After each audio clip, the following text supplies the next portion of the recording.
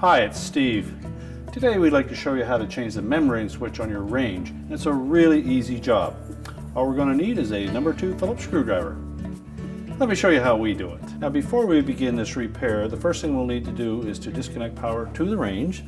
So simply unplug the cord from the receptacle, and if it's a hardwired range, you'll need to locate the electrical panel and turn off the appropriate breaker or remove the appropriate fuse. We'll also want to pull the range far enough forward that we can access the back edge of the side panels. So our first step will be to remove 2 screws at the back of both side panels. Now to remove the side panel, once we've taken the 2 screws off of the back lip, pull the back top corner out slightly, and there's a little clip that is hidden in behind the side panel in this area, and the top lip of that panel sits over it. If we pull it back a bit, there is a slotted edge that will line up with that and allow us to pull it free. You only need to take it back about an inch gap in the top corner, and that will free that up. We can then lift it off and set it aside. Next, we'll locate the 2 tabs on that side trim piece and remove the 2 screws that secure it. Now with the screws removed, we'll next take that trim piece and just slide it towards the rear of the range. We can lift out just a bit at the front edge here to clear that 1 screw. Slide it back till it's clear of the control panel and lift it off. Now that will expose a single screw up in the top. Goes through the end cap. We need to remove that and set it aside. And then we can go and remove the screws from the bottom of the control panel. Now to remove the screws from the bottom of the control panel, we'll open up the oven door. And on this model there are 3 screws across the back. Take all 3 of those out. And then close the oven door up.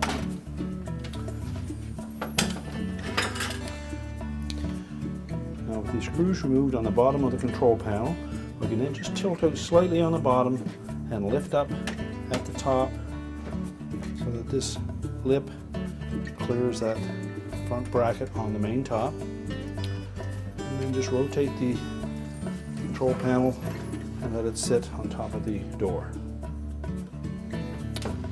We'll next remove the ribbon connector from the membrane switch where it connects to the control. And then we're going to take out these 4 screws, 2 on each side, that secure the control to the mounting bracket.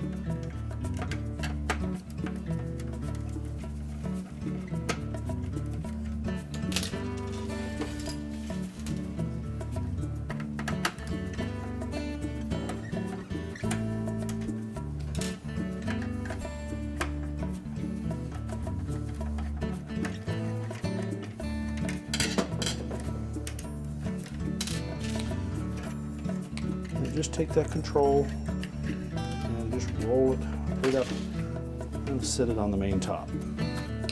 Next we'll remove the remaining 4 screws that secure the membrane switch housing to the mounting brackets.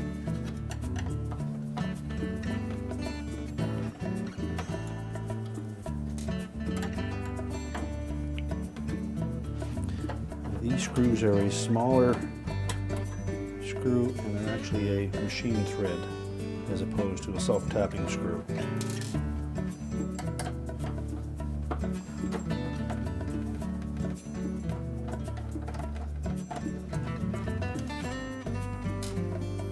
And then just support that membrane switch as you remove the last screw.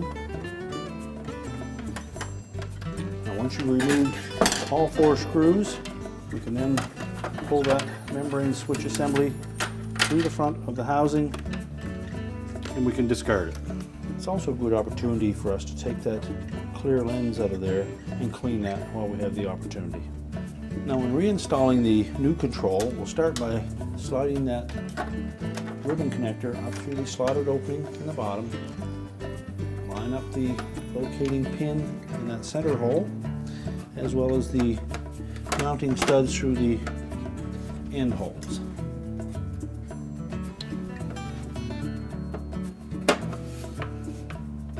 Once we have all those in the proper position, just hold it in place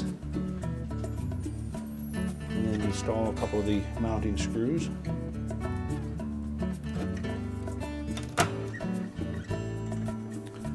And then continue to put the other 2 screws in, and once we have them all in position, we'll tighten them up. Next, we can rotate the electronic control down into position, set it into position.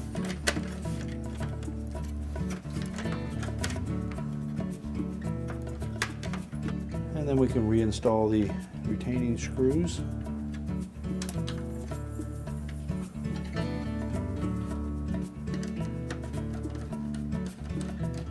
Again, we won't tighten those yet until we have all of them installed.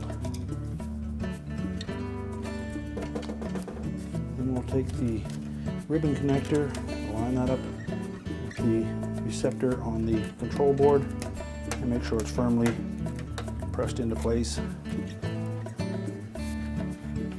We'll then take the whole control housing, we'll lift it up, make sure the wires are not being pinched as we position it.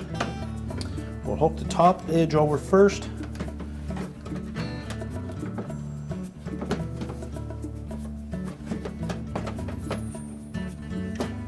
And rotate it down into position.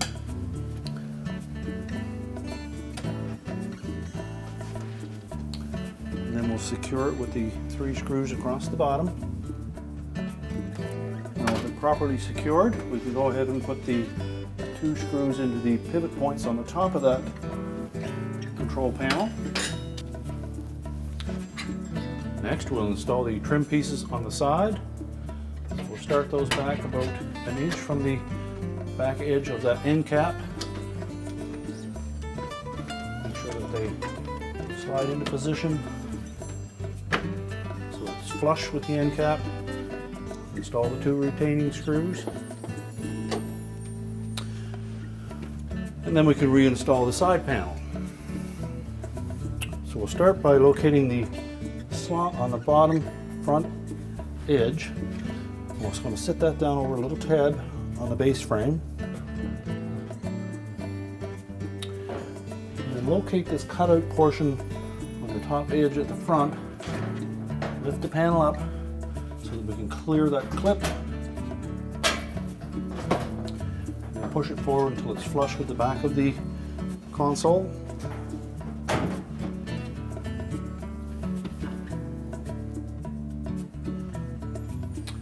Once we have that in position, we'll take the 2 screws that secure it to the back, make sure those are tight and securely, and then we can do the same on the opposite side. Lastly, we will take the protective plastic on that membrane switch and just peel that off.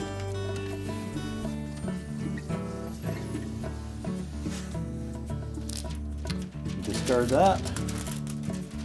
We're now ready to reconnect the power, and our repair is complete.